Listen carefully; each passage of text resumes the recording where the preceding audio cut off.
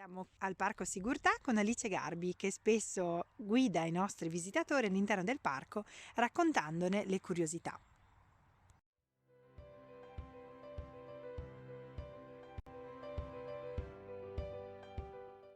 Celtis australis o bagolaro perché tra le sue fronde verso l'inizio dell'estate cominciano a spuntare dei piccoli frutti color vinaccia, viola scuro, di cui sono ghiotti gli storlini, gli uccellini.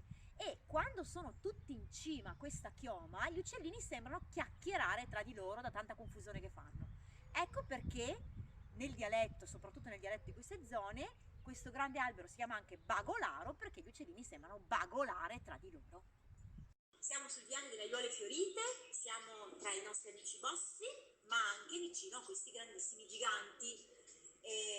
Questa è una pianta tipica di questa zona, è una spacasassi.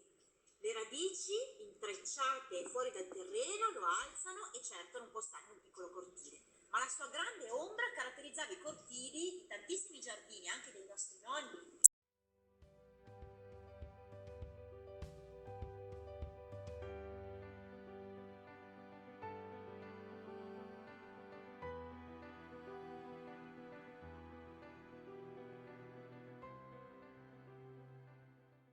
Sempre pensando alla parte artistica degli alberi e osservandoli bene, si notano quasi come fossero, in realtà sono i loro nodi, sono delle specie di cicatrici, quasi degli occhi di queste piante che sembrano osservarci. Li troviamo spesso, soprattutto dove ci sono le cortecce lisce.